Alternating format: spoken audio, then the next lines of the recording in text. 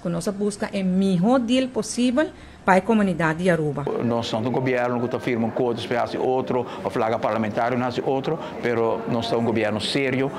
que está procurando a estabilidade no reino e pensei também nós temos confiança grande aqui de